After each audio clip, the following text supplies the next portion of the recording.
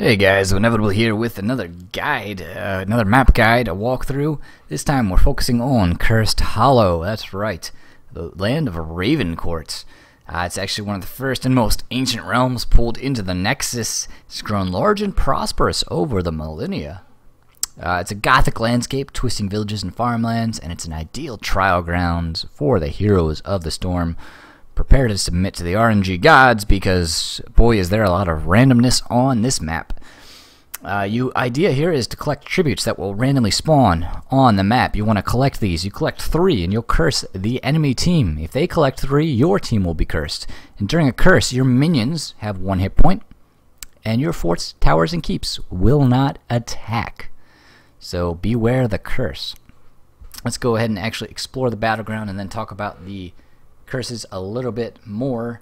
You can see here it is a 3-lane map, a lot like Garden of Terror. So there's that similarity there. And if we turn off legendaries, turn off structures, you'll see there are actually 6 merc camps, just like Garden of Terror. Now, where the similarities end is that you'll have 1 easy camp off, on up here, and then 1 here. So there are 2 easy camps, right? 1 for each side. 2 night camps, 1 for each side by the mid lane. But then the 3rd camp is actually a grave golem. It is the boss camp, and it's a lot like the grave golem from Haunted Mines, a very low skull one. Of course, a 100 skull grave golem would be a lot more fearsome than this guy, but he's still pretty brutal, and you definitely don't want to take him on 1v1 early on. I believe like a level 7 Zagara could take him 1v1, but you have to be careful doing it early.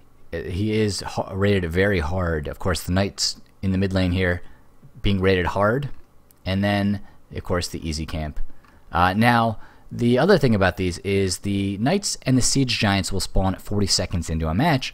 The grave golems do not spawn until 3 minutes in, so you can't just rush it in the first 3 minutes and take it down as a 5-man team.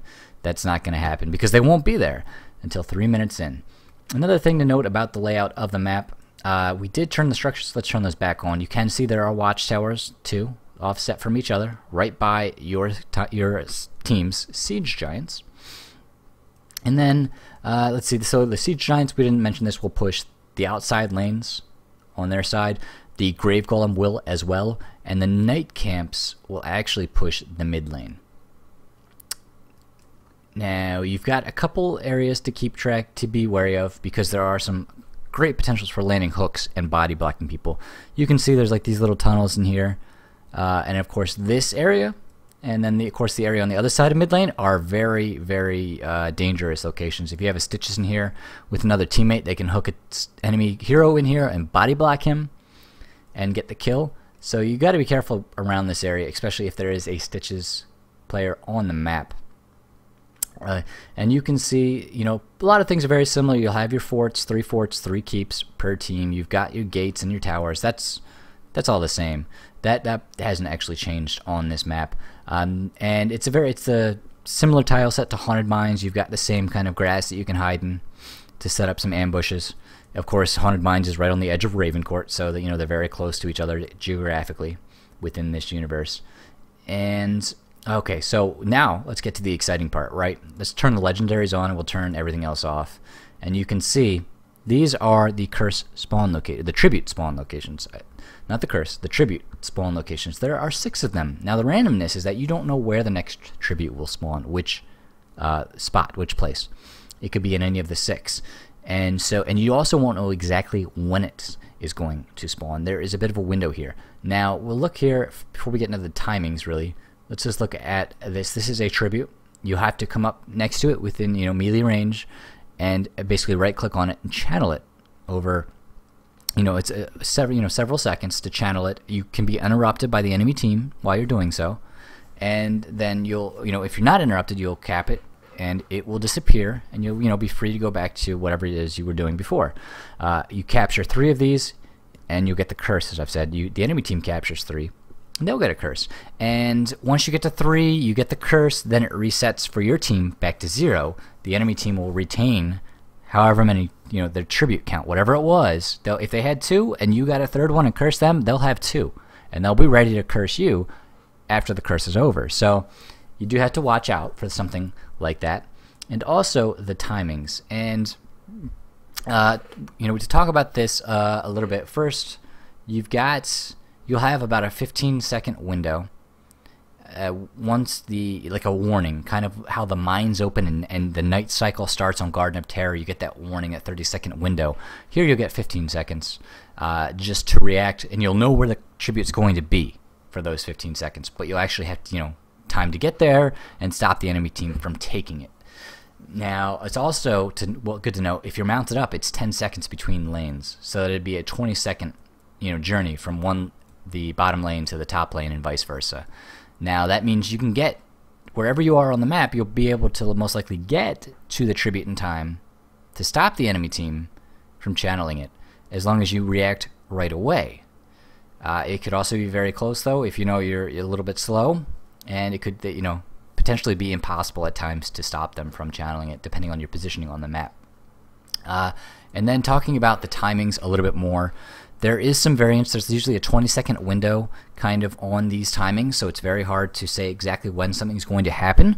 The start time for the curses is set to 150 seconds. That's 2.5 minutes, but there's a 20-second window of variance on that. So you might see it as early as almost 2 minutes. The first tribute will appear, right? You'll get that little window of time, that opportunity to react. But it could be as just after 2 minutes, and it could take as long as 3, almost. So I think it's with that 20-second window, it's about between 210 and 250 on the timing, and you don't know when it's going to show up exactly. So that can be a problem, and you don't know where it's going to show up right away. After a tribute is capped, then you have a 70-second window before the next tribute spawns. But that is also subject to variance. So you take 20 seconds off of that, you're talking the next tribute would spawn in 50 seconds or 90 seconds if you add 20 to it. So 50 to 90, but then you've also got a little bit of a window there. And I said 15 seconds. I think it might be slightly longer than that, but it's about 15 seconds roughly. And so, basically 35 seconds after you've capped a tribute, the next one, you could get that warning, and you'll know where it's going to be. And it won't be there until like a full 50 seconds, but it's going to be, it could be very rapid, or it could be as late as I said as 90. So you wouldn't get a warning until, what is that, about 75 seconds from the previous one. So that's about a variance between like 35 and 75 seconds from the time you cap a tribute to when you get warned about the next one. And it's 50-second to 90-second window. It's a lot of numbers. I'll put this in the description for you guys. But it's so you've got that window there, 50 to 90 seconds between tribute spawns. Also, after a curse, there's a 70-second window for the next tribute to spawn. So you've got the same thing going on there, and a curse does last for a 70-second. That's the duration, 1 minute and 10 seconds that you are cursed for. So it doesn't last forever, but that's a big chunk of time, and it can put your team at a disadvantage when you do get cursed. All right, and so as I said, it's very random. You don't know exactly where it's going to spawn. You don't know exactly when. But hopefully that helps a little bit, just knowing the windows of opportunity, and you can kind of start planning your strategy around that. And we'll talk about that in a future video, more advanced video about the actual how to maybe when to take merc camps and which tributes to go for. You remember, it takes 3 to be cursed, so you don't have to fight for every single one. But we'll talk about that again in a future video. Let's go ahead and jump into the map and actually show it off, and show off that randomness of the spawns with the tribute, just to give you guys a feel for it.